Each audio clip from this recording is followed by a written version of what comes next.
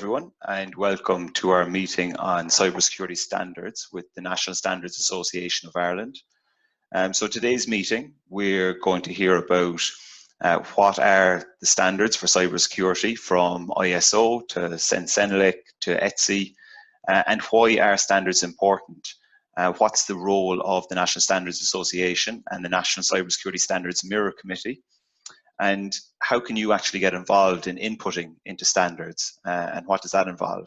And what are the benefits of participating in standards as both an individual and an organization, whether you're an SME, an indigenous company, or a multinational?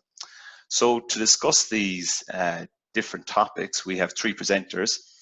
Terry Landers, who's the Director of Regional Standards at Microsoft, and is the chair of Ireland's ICT Standards Consultative Committee and the Cybersecurity Mirror Committee. Terry has come up with the idea and the content for this meeting and has put together, I think, a very interesting panel. Just to note that Terry has made a fantastic recovery from being in hospital yesterday. So a real hats off to Terry for coming through the trenches and being able to present here this morning. We're also joined by John Hickey, who is a senior security engineer with Nokia.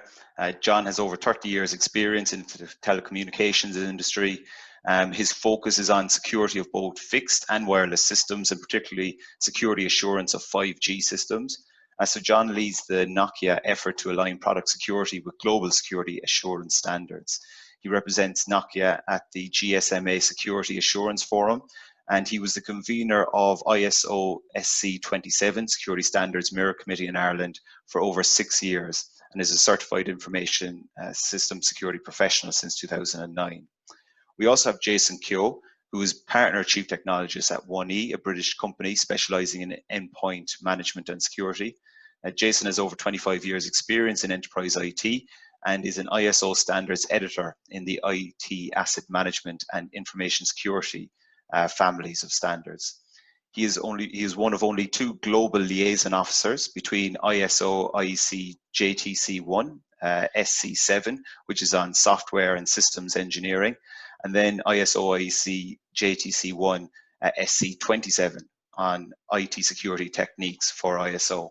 So I'm still trying to get my head around all of the various ISO numbers and abbreviations, so hopefully we'll understand those a bit better today. I think we're going to get a really nice insight into what's involved in contributing to and developing standards from 3 people that have been in the trenches for quite some time. So just a bit of housekeeping before we start. We're using Zoom today for this meeting because I think it's a little bit more informal, and it also makes it easier for attendees to participate in it as well. So we've just turned off everybody's video and microphone on entry. But please feel free to share your video if you'd like. We just ask that you'd mute yourselves for the presentation so that we don't have any background noise. We'll have some time for Q&A after the 3 presentations, and that's an opportunity to ask the presenters any questions that you may have. So to kick things off, I'll pass it over to Terry.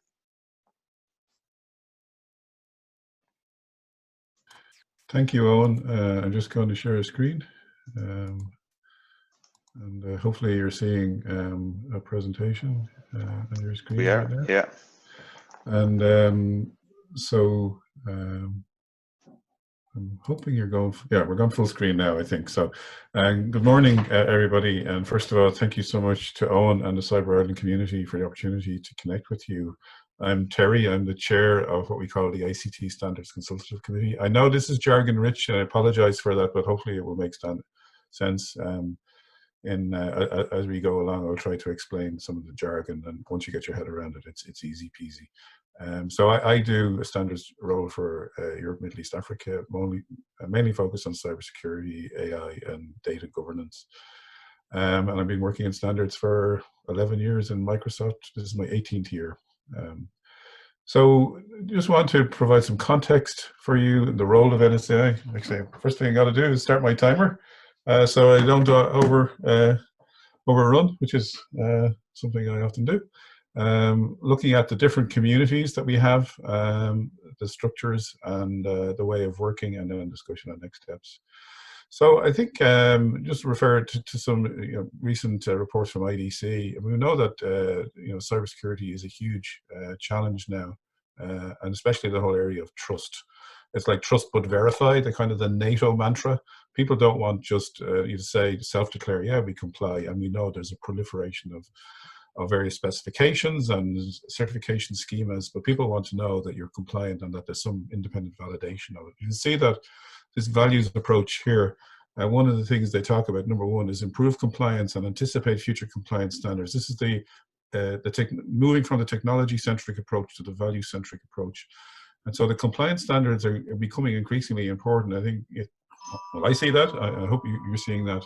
And we know that even through the work of the European Commission and NISA, that we know that standards and certification based on standards is a very important part. People don't, we live in a low trust society, right? We don't trust clergy or church or medics or, heaven forbid, politicians, but so people want this kind of independent validation and verification. We know from the European Commission that the drivers are related to the single market. We want interconnected, interoperable systems, and we have pervasive ICT all over, particularly given the recent issues with COVID. Healthcare, e-health systems were pervasive across Europe. And then on the business perspective, you have these challenges, and some of them are kind of conflicting: comply and innovate and differentiate. And how do you do that? How do you comply and differentiate? And one of the things that we find in the value for standards is that it sits in this sweet spot between this kind of policy regulatory landscape and the innovation, the drive and innovation that's going on. And in a way, it's kind of decoding the law as, the whereases. There's 100 whereases in the GDPR clause. How do you decode the whereas in the if then else logic? And one of the ways you do that is in a standard. And if you read it, it actually looks like a bit of that. It's code, but it looks like legal regulation. So standards are a way where these policies and regulations are being decoded, and we need to move quickly to find ways to decode this, because there's a wave of regulation legislation coming at us. And the opportunity in standards is to sit with peers and to really understand how this landscape is unfolding and to learn. And I guess from a business perspective, it's to make sure that you don't bet on Betamax. If you know that there's a couple of standards emerging, you want to make sure that you're betting your business on a winning formula and not on something that may be a second or third tier, because those are the marginal calls that can make or break a business. So the role of NSAI is really as their national representative to ISO and IEC, to CEN-CENELEC, and to ETSI, European Telecommunication Standards Institute. So there's, in effect, ISO and IEC, historically, they're two separate bodies: the ISO International Standards Body and IEC International Electrotechnical Committee. So mostly focused on electrotechnical, but about 30 years ago, they combined their work in IT standards, because they were each doing work that was duplicating, and they combined the work to a joint technical committee. So that's the jargon, JTC1. In NSAI, we have a series of expert committees in different domains of transport and construction, as you might expect: healthcare, health informatics, and we call them standards consultative committees, or SCCs. And the idea is that they, are a community of local experts that interact with the international community, make contributions, to vote on ballots of specifications that ratify new standards. So what we are is the ICT Standards Consultative Committee. And what we do is mirror the work of the international community. I mentioned ISO and IEC combined their work 30 years ago in IT standardization. They call it the Joint Technical Committee 1. And so that's the Joint Technical Committee 1. And then that itself is an umbrella body for about 42 different subcommittees. And in this instance, we're talking about Cybersecurity Subcommittee 27 is a cybersecurity committee. And those of you who are familiar with 27,000, I'm sure most of you will know that 27,000 is basically the work of Subcommittee 27. So that's the derivation of the 27,000 series of standards. The other important thing to note is Ireland has one voice. So our vote is, our vote is as important as the US and China. And we actually carry quite a big stick relative to a small country, because we have a presence, I think, that would compare very favorably with some of the larger countries in Europe, not Britain or Germany or France, but certainly, Sweden, Holland. We have a presence that I think is outsized relative to the size of country that we are. So our role in the Standards Committee is to enhance Ireland readiness across all these domains, like skills, like AI, like cybersecurity, to engage with stakeholders, which is part of the reason we're talking with you today, to preparing for the future, connected devices, governance, and then looking at future and emerging technology topics. So that's kind of our role of ICT Standards Consultative Committee. We ourselves have a series of subcommittees then that look at different projects, mirroring the international work, but also some particular projects that are of interest to us in Ireland. So, for example, e-invoicing, ICT professionalism and competencies. And we have a big role in artificial intelligence. So Nolene is the secretary of artificial intelligence. We own subcommittee 42, working with 3, which is artificial intelligence trustworthiness. So all the work related to AI ethics, bias, that's run out of Dublin with an Ireland chair, and Nolene is the secretary who's on this call. So we have an outsized presence, and we've done that across a whole lot of domains, IoT, big data reference architecture. The other speakers have done work in rating standards. Currently, I'm the editor of a standard on data governance. I'm editing that right now. Just to show you what we have in IT security, as I mentioned, this is JTC1 Subcommittee 27, and you'll see there's a series of working groups. They cover things like information security, cryptography, security evaluation, security controls, and identity and privacy management. You have work in CEN-CENELEC through a committee called JTC 13. Incidentally, they're meeting this week, a series of e-meetings. And then you have ETSI Cyber, Technical Committee on Cybersecurity, and they have a subcommittee then on quantum safe cryptography. So you'll see there's a lot of moving parts on these committees. Each of these working groups are producing, their own specifications. And so there's an opportunity to get involved in any and every of these projects or of these working groups. But I'm mindful that you don't want to be involved in everything. I'm sure each of you has specific projects that that these committees are working on that may be of interest. So then, just in more detail, this is what so you can see who the people are. And then this is a cluster of the topics.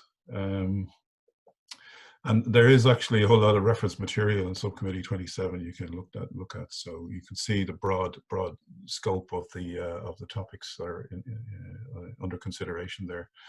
And many of you will know the ISO 27000 suite of standards. I've shown some of them here.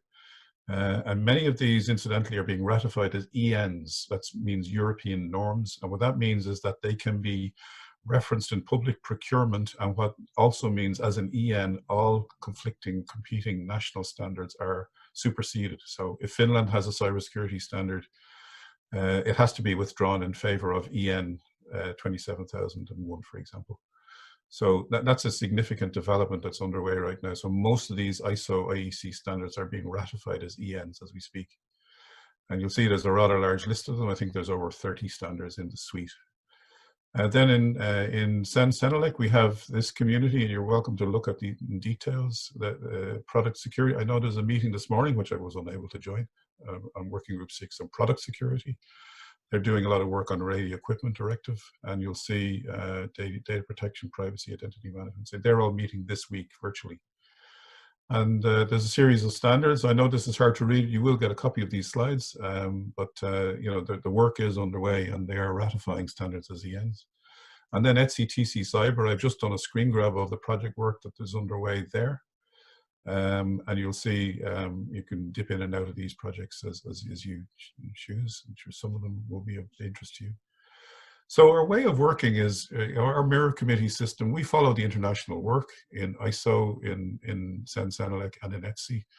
Usually they involve attending plenaries per annum. It's not necessary to attend. And increasingly, we're moving to e-meetings. There's no international meetings right now at all. And I think that increasingly we will move to e-meeting rhythm. We have a chair and secretary of every national mirror committee, and they define the rhythm. And basically we're preparations for the international meeting. So prepare a national position, input comments to documents, and we agree a voting disposition in Ireland. People often ask me what's involved in being involved in the standards committee, and I use the analogy of paddle, swim, or full scuba, and people like that. So let me explain. Paddle is you can get wet. You can become a registered member. You can access the document set, so you have access to all the repository, and you can read everything, and you can make comments through the Mirror committee. If you swim, you may decide to attend an international meeting, and maybe that involves maybe more detailed work. Maybe you have some substantial comments to make on a specification. So that would be more time commitment from you. If you go something like full scuba, you might take on an editor role as a project leader. You might run a working group. You might run an ad hoc group internationally, not just in Ireland, but I'm talking internationally here. So this is the idea of you can get as wet as you want. I would encourage people to start with a paddle, and then see, as you find work that interests you, that you want to try to shape, you can get wetter, right? So hopefully that makes sense. So in terms of our Mirror committee meetings, we try to meet once or twice a year, ideally face-to-face, but we do short conference calls to prepare positions and to debrief after meetings. And members have access to the full document repository. They can comment on drafts, they can approve, they can represent Ireland internationally, they can lead projects. To say and it's free to participate. So you can, you can by signing with NSAI, you have access to the full document repository.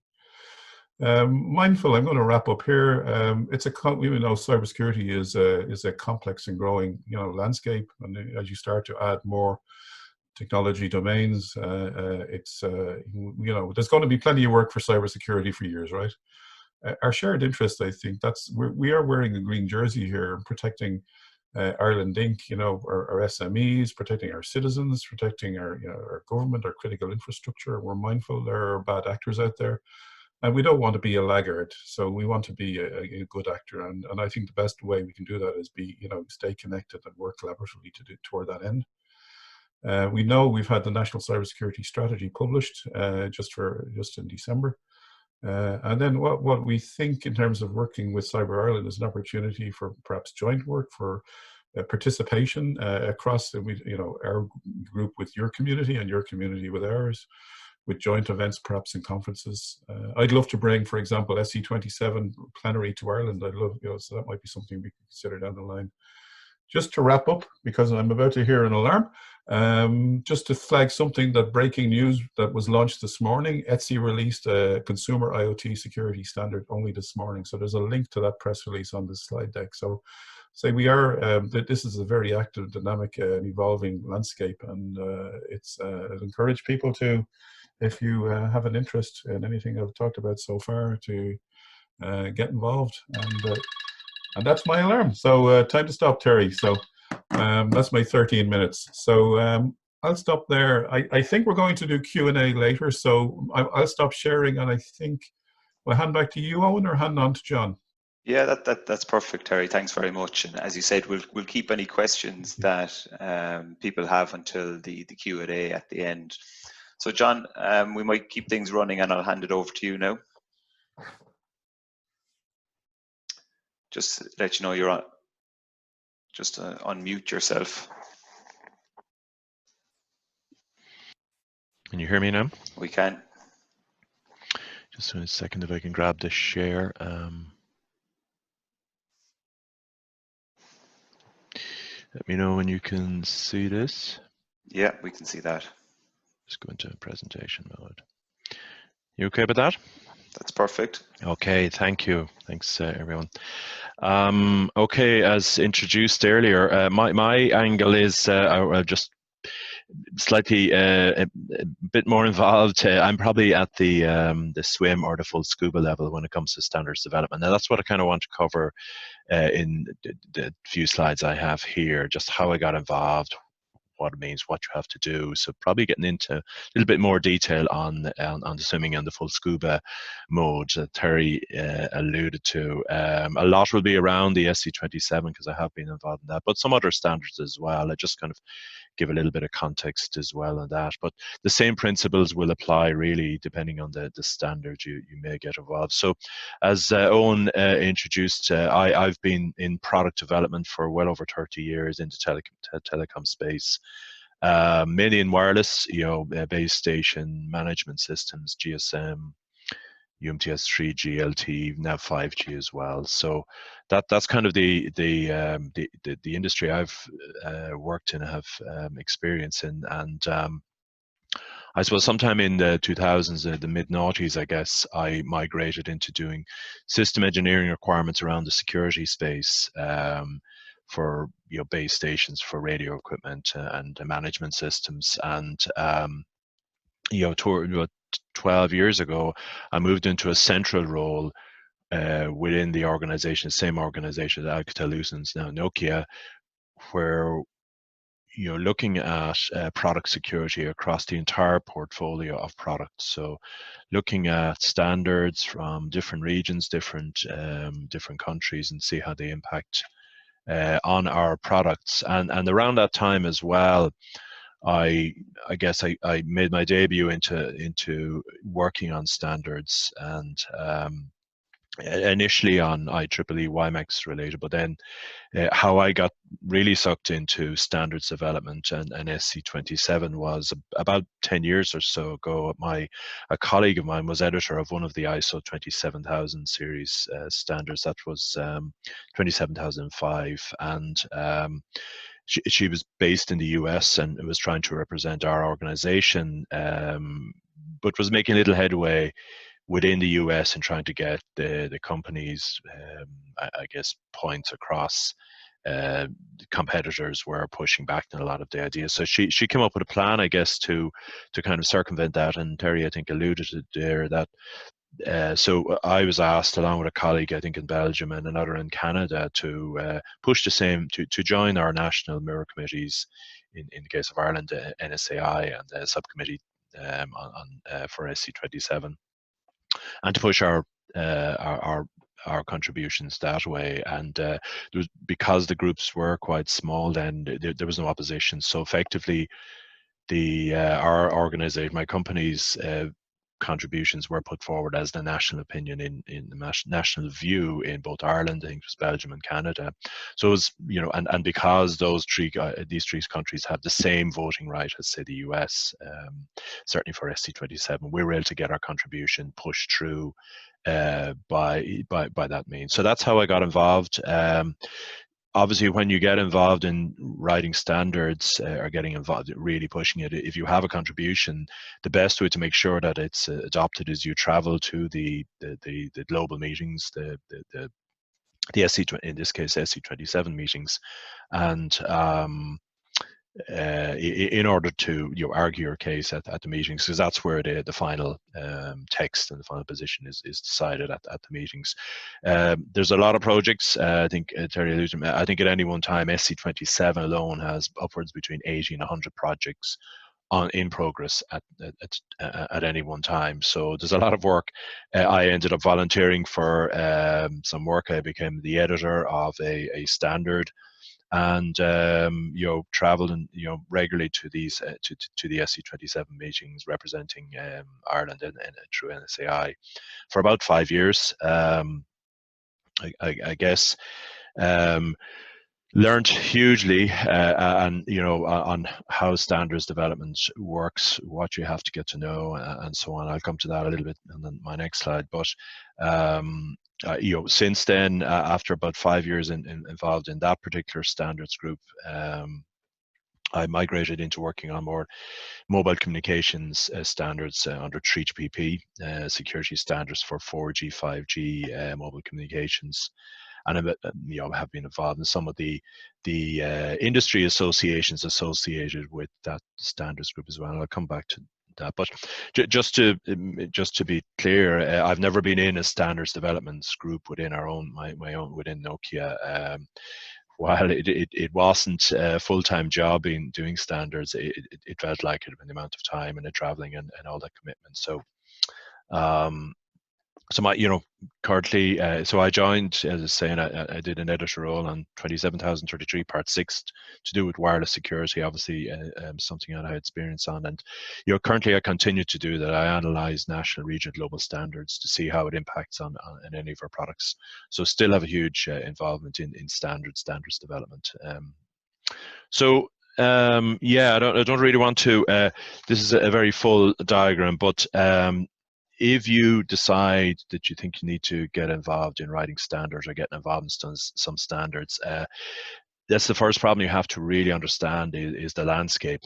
This is actually the telecoms landscape of standards and associations. So it is daunting when you look at it first. There is so much out there in terms of which standard do you want to become involved in, which one is going to, where you think it might be able to make an impact. So obviously, if you have a particular area, you probably have a fair idea already which standard might work for you, or where you might be able to push a technical standard through, and that's what you have to, if you're going to get involved in this, your organization, your company is going to want to know how you're going to make an impact, how what you are going to get involved in can change something for the benefit of your company. And understanding the standards world, understanding some of the alliances, the industry alliances, associations associated with the standard, be it 3GPP, SC27, ETSI, CEN-CENELEC, who else to get involved with. So, for example, in Europe, CEN-CENELEC, there are industry associations in Europe, such as EXO and GSMA, GSA, that may be able to influence the standard as well. So you have to get to understand that how the standards works. Terry alluded to there. Some standards groups meet twice a year, so you travel for 1 week to a location.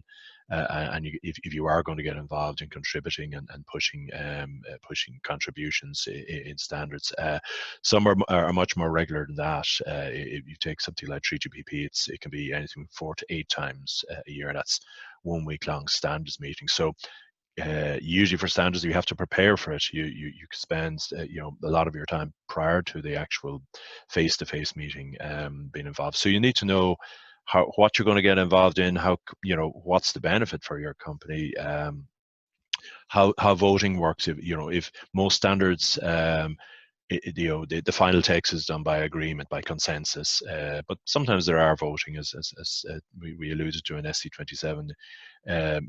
It's done by on a country basis. So you need to understand that. There are some security standards organizations you get involved in, they are restricted. So for example, if you're involved in 3GPP for standards for lawful intercept, that's to provide an interface into communications equipment for law enforcement agencies, that can be quite restricted in getting involved in that. So you need to understand that as well. How do you get authorized and endorsed to do that? And then the role, you can take on any role, as Terry alluded to, anything from a main contributor to maybe a coordinator or a rapporteur for an entire project, or coordinating a whole working group or whatever, a convener, I think as it's called. So but what you find though is that the more you put into it, I think you usually get a lot more out of it as well. So, but that's the key thing I would say, is that before getting involved, you need to understand the landscape and what is involved. What are you letting yourself in for here, and what's the benefit for your company? Probably an obvious thing to do, but that's what you before getting involved, you need to do that. And then once you've decided on that, then you can pack your bags. I guess one of the perks of is many of the standards organizations, they do meet in very nice locations around the world. So you may get to the airport and see the hotel and of that lovely location, but you may not always get to enjoy all the sites, the amount of work that's usually involved. So I mean, the benefits, Terry has alluded to some of them, but just here, for your company, it's your organization. Being aligned, if you're involved in writing and creating the standard, the chances are you will be aligned with it up front, rather than being a follower and not being able to influence it. And I suppose to your customers as well, and we find it a lot, is that it does, they do ask you like how committed you are to a particular, following a standard, whatever. If you've been, leading it, driving it, developing it, and heavily involved in it, then it demonstrates that leadership. and you'll meet your customers there. You'll meet your competitors, but you'll also likely meet customers at these standards meetings. So you get to meet, you get to talk to them, you get to understand what they're really looking for as well in terms of their needs. So, and that obviously will likely find its way into the standard, but it's a really good opportunity to get to know that. And as I mentioned, you'll get to see where your competitors are pushing, what other people in your industry probably have the same view. You may need to align with them. A lot of times you find that in standards development, as you'll find people that maybe your competitors on a larger thing, you may actually work with them. So, and that's how standards development works. As I say, it works by consensus. So, and our customers, all our customers are requesting compliance. And Terry mentioned that they are more and more so, particularly around cybersecurity as well. So it does show your commitment by being involved, in the actual development of the standard. And your competitors, so if you're the only person there and you don't see any of your competitors there, you got to ask, are you the first or are you in the wrong standard? But you most likely find all your competitors are there. And I guess from a personal point of view, the benefits are, if getting involved, it does raise your profile. You get, across the board. And I think in a lot of cases, if you're a CISP or if you need CPEs, you can get some CPE credits that way as well. So that's just my experience of it. And I'll hand back to Owen, or maybe on to Jason now. Thank you. That's great. Thanks very much, John. I think some really useful points there, explaining the benefits of standards for the individual, but also for your company. And I suppose an interesting there, you were saying that you don't have to be in a standards role to get involved in standards. So that's a nice little takeaway. We're going to move on to Jason next. So I suppose moving from a multinational company to an SME. Jason, if you want to take it away. Sure. Can you see my screen? 1 second now. I'll just put the spotlight on you. Yeah, we can. There we go. Great. So, yeah, my name is Jason Keogh. This is my story. I guess I'm going to cover off, how I got involved, what I've worked on, what were the personal benefits, and how does my company benefit. To Owen's point, before I start, I got involved in ISO in 2012, so 8 years ago. And there's a reason the burger's on the screen. And I was the CTO of a company that I founded in Dublin called iQuade at the time. And we were maybe 30 or 40 people. We weren't very large. We did software relating to inventory of devices, which is two major purposes. One is for security and the other is for asset management. And we were partners with Microsoft, and we just won an award from Microsoft. And the lady that was responsible for that was in Dublin. She's based out of Seattle, but she came to Dublin, and we went out to a local restaurant, and they had burgers with black pudding rings on them, which is what that burger is, if you can see the black pudding ring.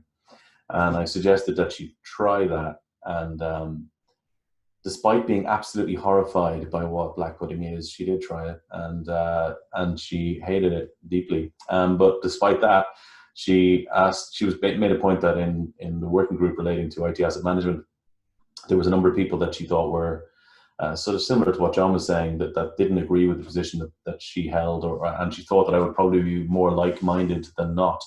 And it wasn't about a specific item or issue. It was just about she disagreed with certain people's positions, almost religiously. And she asked if I'd get involved. And, I wanted to know what the cost was as well. So my business, as I said, was relatively small. As John said, it really is important to get out there and go and visit the plenaries and the interim meetings, which is typically 2 meetings a year. I was getting involved in, at the time, ISO, IEC, JTC1. So if you remember all of Terry's things, you'll know what those things stand for, but it's the Joint Technical Committee. And I was involved in SC7 first, which is the software related committee. That's where IT asset management lives. And so I got involved. I had to commit. The first meeting was in Jeju in Korea, to John's point about traveling. So we went down. Jeju is positioned as the Hawaii of Asia. And I hope Hawaii is nicer, because it isn't really all that nice. And we didn't get much beyond the hotel, as John said as well. which was designed for honeymooners and didn't have good internet access, and it had about 800 heavily technical people that were all about software and in the software industry, and no internet or very poor internet between them. Also, they had very poor coffee. Coffee's not really a big thing in Jeju. And it was an introduction to the International Sightseeing Organization, as some people refer to ISO as. But at that meeting, there were some areas of the standards that were very, very relevant to what my business did. So I got involved in that, and over the years, I started working on different standards. I became the editor and the convener of one of them, and that's been published, ISO 19770-3. Wonderful titles. Also, we had another guy in there that was the liaison between SC7, which is software, and SC27, which is cybersecurity. And he was retiring, and he asked if I'd take over, and I've been involved in cybersecurity in many different ways. So asset management is obviously pretty foundational to cybersecurity. If you don't know the asset exists, you can't secure it. It's been, so I got involved in 27000 then about probably 4 years ago, maybe, and started getting into meeting with going to some of their interims. It was interesting to me to see the juxtaposition between 19770 and the SC20 and the SC7 side, and the 27000 and SC27. Although software is conceptually much larger, the 27000 meetings are certainly more, they're more crowded, I would say. And the people who are there tend to hold opinions more fiercely, I guess, due to the nature of people who are interested and involved in cybersecurity, maybe being slightly more confrontational than those who are interested in redefining how XML is written, or the other things that we do in SC7. So yeah, I've been involved in some of that liaison work, and I mean, the interesting thing was through 19770, I mean, talking about personal benefits and what I've gotten involved in, John made a comment about it raises your exposure. I changed role. I moved to 1E in 2014, and I needed to hire a new team. And I actually looked at some of the people I knew from the standards world, because I knew what their opinions were. I'd worked with them in standards. I knew that they knew whereof they spoke. So I hired several people from that group. So I guess the benefits to them was that they got new and interesting jobs. The benefits to me was that I had a set of people that I could look to hire from. And they weren't cheap, but they were very good. And we've got some great products and money as a result. So that's, I suppose, a company benefit rather than a personal benefit. Through some of the people I know, I've been involved in consulting on standards in the US for NIST as well, and got engaged on the cyber side there with NSAI, which is no such agency, the National Security Agency, and some of the DoD and the three-letter acronym agencies in the US, which is always very interesting. It's just, if you're into cybersecurity, if you're interested in it, you will find things happen because you're involved in these standards. You will meet people at the meetings if you go in person to the international meetings. That will, and the nature of that will lead to opportunities of different sorts being presented to you. It does also mean that when I talk with our customers, if I say that, literally I was the editor of the standard that's around software entitlement management or around software identification or hardware identification, they know that I know what I'm talking about when it comes to those topics. And that's partially a benefit to 1E, my company. Also, to John's point about being a leader rather than a follower, as we developed out the standard around the first one that I was the convener of, around IT asset management, we actually built that into the product that we were building. And so therefore we were first to the market with a compliant product. We were able to talk to the market about the position that the company had been in. Actually, at that point, there were 3 people, because I'd hired people from that group. There were 3 people working in 1E who'd been involved in developing different parts of the standards. And that, again, gives a certain level of credibility, which is, I think, worthwhile. It does have a cost to the company as well, especially when there were several of us. There's a couple of weeks each that you'd want to dedicate, and to John's point, maybe another week or so on top of that, per meeting. So you're probably talking about a month's worth of time for what are probably some of your more expensive employees, plus you're paying for them to fly to Korea and stay in a hotel and so on, and you probably need to feed them while they're there. So there are definitely costs to the company, but I think the benefits far outweigh them. Bizarrely, well, not that bizarrely, but strangely enough, we had a coincidental reunion of people over Zoom that I went to school with in Dublin many years ago, secondary school, and one of them, his name is Alan Sherratt. He's the quality, safety, and security manager for Iron Mountain. And when we were chatting over WhatsApp on this WhatsApp group about what people do now, I was talking about cybersecurity. Obviously, his role is about cybersecurity as well. And when I was coming on to talk about this on this webinar, I asked him for some opinions from his side as an end user organization as to what are the benefits of 27,000 for Iron Mountain. So he says the biggest driver for use of 27,001 as a standard is that they have new tenders and people want to know. He says they don't necessarily understand what the standards are, but they want to know that their suppliers are compliant to those standards nonetheless. And they're told, the people who are running RFP processes and so on are told, you need to have, by Big Four, consultants and others are told that you need to have people that have 27,001 certification if you're going to be looking at data centers, or you're going to be looking at data storage and stuff like that. So for Iron Mountain, according to Alan, the standard shows that they adhere to a certain critical level of security. And more importantly is that they're independently audited because they're compliant to that standard. And that means the customers don't feel the need to audit them themselves. So that reduces the cost of operations for Iron Mountain, because if every new bid, every bid they were winning, and every customer every year or several years wanted to do an audit to make sure that they were compliant, that would be multiple audits because they've also got many, many customers. Whereas if they can do one audit against the standard, then that's it. And it saves them money as well as improving their security posture. He also said their data centers are certified 27,001, but now they're certifying their record centers as well, and their vaults, and that's where they store physical records and tapes. And that's because clients understand that information is not just electronic now, but they can still get value from 27,001 in those areas as well. And he thinks GDPR has had a massive implication to customers' awareness of security and the requirements for security around personal data, obviously, in the case of GDPR. So standards like 27,001, controls like 27,002 are super important to his company and to others. So anyway, that's me, and that's a little bit about Iron Mountain. I think we're bang on time, 30 seconds early. Over to you, Owen. That's great. Thanks very much, Jason, for that. So I think Jason's really highlighted the benefits of being involved in standards development from company perspective, from an individual perspective, and also for the end user as well. What we're going to do now is we're going to open it up to any questions that the audience may have.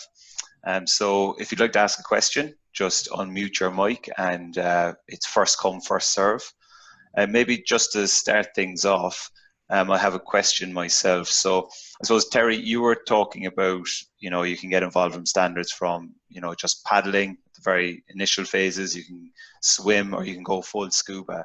And then John and Jason, you've both highlighted that you don't need to be in a standards role in an organization to be involved in standards. I suppose we also have Nolene Campbell from NSAI on the call as well. Terry or Nolene, maybe, what would you say to anyone that's interested in finding out more about standards and would like to get involved with one of the National Mirror Committee groups? Nolene, feel free to jump in, but I'd say the first thing to do is to just reach out to Nolene and register as a member of the National Mirror Committee. That gives you access to the document repositories. As to say, it's free to participate. And that maybe is worth highlighting, because if you sat in Denmark or Holland, you would have to pay maybe 2,500 a year to do that.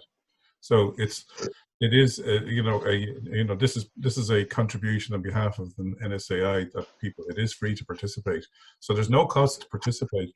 You don't need, obviously, as my colleagues have mentioned, you can travel abroad, but increasingly, you don't need to do that. A lot of the project meetings are run as e-meetings, and because of the COVID situation, I think it's and the need, to work more sustainably. I think it's crystallized the idea that I think going forward, like all our meetings currently are e-meetings. So I think we're going to have much more e-meeting in the future. And the other thing I would say to people is don't look at this as, if you look at these the repositories, it can be a bit daunting, because you'll find thousands of documents. And what I would encourage people to do is to read it like a dictionary, not a Bible. That you find the topics that interest you. You can keyword search a tool. It's called LiveLink, and you can keyword search topics that are of interest to you, and it will deliver those projects and those projects that are underway. So it would be a way for you to kind of a soft entry. So I would, the starting point would be register as a member. Say it costs nothing, and it's, we do have people like me who are, I'm professionally involved in standards across multiple topics, but you can be a specialist on quantum safe cryptography, and you can just jump into that project, and you don't need to look at everything. So if you find projects that interest you, and go look at them, and then gradually maybe you can look next door and look over counters and see what related projects there are. So I think that would be the advice to start with. I don't know, Nolan has anything else to? Yes, thanks Terry, that's great. Also, just to let you know as well, you don't have to have any experience in standards at all. You're the experts, we're the National Standards Authority, and we're here to facilitate you and help you along the way through this quagmire. It may sound like it's complicated, but once you get into it a little bit, it just becomes pretty clear. And as I said, we're all our standards officers in NSAI are ready to help you. And as Terry was saying, now that everything is online and through Zoom, it's making it a lot more available to people who just want to kind of dip their toe in and become a paddler. And a later point when hopefully we're able to start flying again, there are some funds out there to help support people, the smaller organizations who can't afford to travel. There's one called Stand ICT, which is a European fund, and it's there to support organizations to try and get involved in standards. So especially the ICT area, like cybersecurity or cloud computing. So yeah, just go onto our website, www.nsai.ie, and have a look. And there's a link there where you can register, or just directly contact myself, Nolan Campbell, nolan.campbell@nsai.ie, and we'll just have a chat and see where your interest lies. So what we can do is we'll send out an email to everybody that's registered afterwards, and we'll include Nolene's email in that. We can link to the NSA website, and if there's any other resources, Nolene or Terry, that you'd like to share, we can send that out as well. And we'll also include all the presenters' slides, but in particular Terry's. There was quite a bit of information there, so people can go through that afterwards as well. So is there anyone else that has a question for our panel members?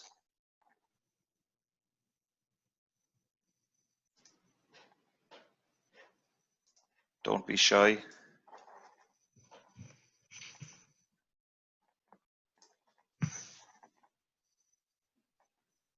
So maybe while people are building up the courage there, I have another question. So I suppose, Terry, you were talking about the importance of standards for protecting Ireland Inc. And that we don't want to be a laggard, or we want to be a leader for cybersecurity standards.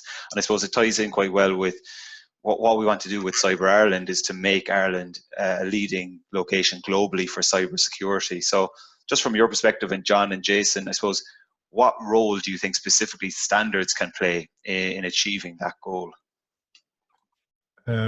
Thanks, Owen. And as you say, I mean, it's not just, we have a large ICT presence here. I mean, multinational companies with huge data center presence here. And we don't want to be the weakest link in we don't want to be the kind of attack vector. As I mentioned earlier, there's a lot of actors out there who would be keen to get access to some of the resources we have here. I'm mindful also in some parts of the world as being assaults on critical infrastructure. I'm mindful of the electric grid in Ukraine, banking networks in Ukraine, for example. So, I mean, I think we don't want to be the weakest link, and I think showing a strong level of compliance, and so there are a multiplicity of standards out there, well, multiplicity of specifications. We know there are actually hundreds of consortia writing specifications, but the real kind of, I think the foundational standards are IS, the International Standard System. These are the ones that are internationally recognized, and they're So if you're writing in Ireland to comply with an international standards, means you can sell to the world. You can comply with RFPs, for example, and also because many of the international standards are becoming ENs, you find that becomes the EN becomes the go-to instrument for any work you want to do in Europe. So I would, as I say, I think we have a new cybersecurity strategy, and there's a standards piece in that. That we and we're looking to play a full role to support the implementation of the cyber strategy. We actually have recently secured 2 members of the Department of Communications, Climate Action and Energy onto the National Mirror Committee. So I think that's an indication that they see standards as a key part of the work. And I think no matter where you are I like to think of the steps of stairs. Even if you're starting from base 0, get a basic level of certification. If you're highly certified, there's probably still more that you can do as you the cybersecurity week. I don't need to tell this audience that you build a 10-foot wall and all you do is create a market for 11-foot ladders. So I mean, we know that it's a never-ending journey in cybersecurity. So we're trying to stay at the leading edge of that and be aware of the dynamics. I think John outlined some of this very well to understand. And in fact, in many instances in the standards community, we're seeing now actors like NSAI and the European Commission show up. So I think that's a unique kind of place to hear. What are they thinking about future, NIS2? What are they thinking about a GDPR2? God help us, the sequel. So what are they thinking about this evolving landscape, and how are they thinking about coding the whereases, and how do we start to kind of bring that together? Heretofore, I think regulation has been, it's existed out there, and we've existed here, and we're trying to bring these pieces together in the and I showed that in the kind of the Venn diagram, where the intersection I think is important. Standards provide that kind of forum where people can connect. So yeah, we want to make sure that Ireland has a voice, that Ireland is actively engaged, and that Ireland is seen to be. We don't want to be a soft touch here. I mean, we're mindful. You look at places like Estonia. They've taken cybersecurity. They've gone big nationally, and that kind of percolates every aspect of their government systems, their critical infrastructure, even their society preparedness. We know in Finland they're doing society preparedness about safety online, and even Ireland here we've done work on child safety online. So there's a broad spectrum. There's plenty to do, and there's always more to do. So as I say, we think that the standards role, particularly from the standpoint of this increased requirement to be demonstrate compliance, it's not enough to say, yeah, we comply. You need this third-party validation. We call it certification to a standard that you're compliant. And so we think there's going to be much more of that, and a lot of the future work on big data, on AI, on IoT. We know a lot of that cybersecurity will be absolutely foundational. So if we have aspirations in these other areas in Ireland, like AI and IoT, we know that we've got to get cybersecurity right. It's foundational for everything. So does that answer your question, Owen? Owen, just to add to that, Terry, you brought in ETSI in the EU, and it's a good point, because last June we had the EU Cybersecurity Act was brought into force, and we're now starting to, and part of that obviously is certification of services, solutions, products. It's going to cover the whole gambit, and we are already seeing the ETSI, the Commission, and through ETSI then requesting certification schemes to be set up, and all of those schemes will refer to existing standards or global standards or EU standards that may exist. So that's how standards hooks into what is currently happening in the EU in that whole space of certification schemes being set up. And I think in the next year we already have the development of cloud services, and then there's another second scheme being set up at the moment, and we probably see legislation on that probably 2021 I would expect in the EU, and that will impact on what happens here as well in Ireland in the particular scope of that certification scheme, whatever it may be. We're going to see several of those certification schemes coming through because of that Cybersecurity Act.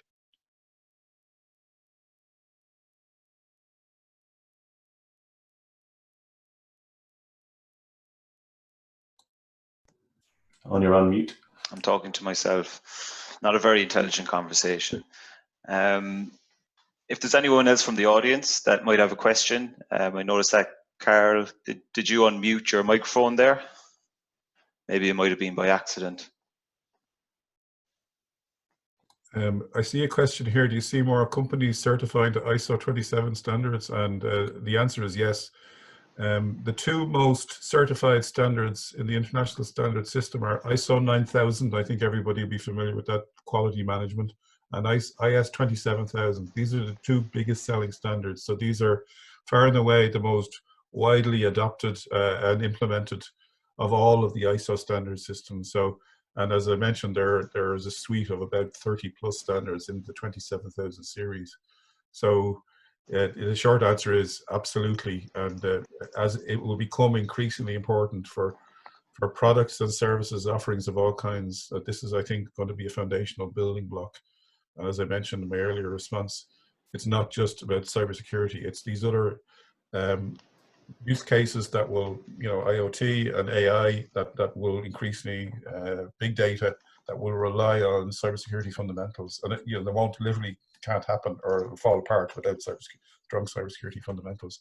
So we see this as key, kind of foundational, and that's why we want to make sure that we're very well connected to the Ireland community, and we want to make sure we're well connected to the international community. That's how we kind of stay.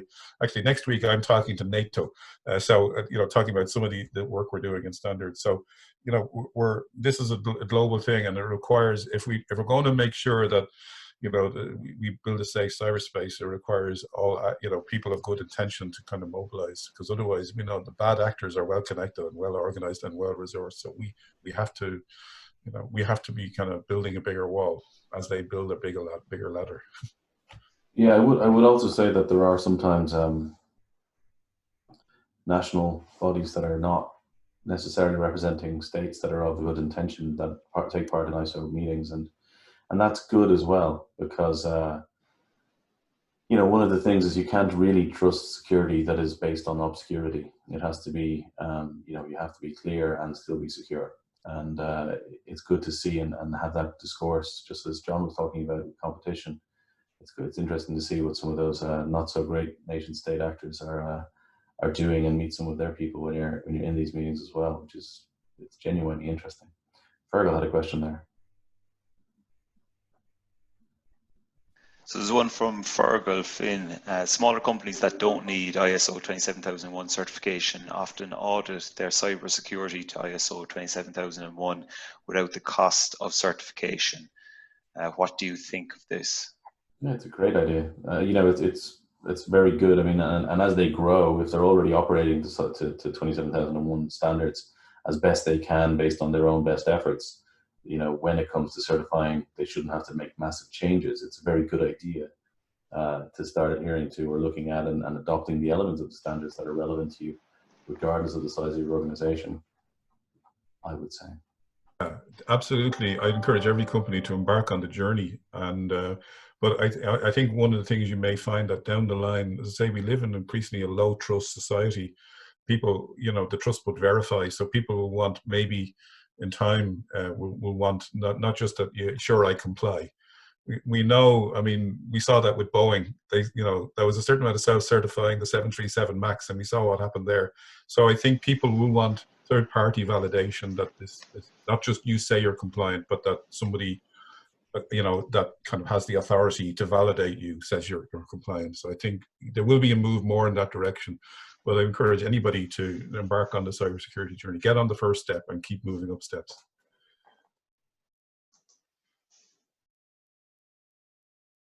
Okay, so it's just after 12 o'clock.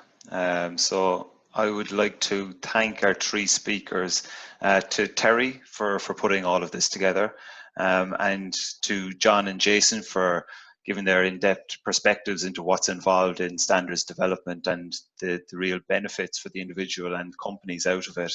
Also thanks to Nolene Campbell from NSAI for helping organise the meeting.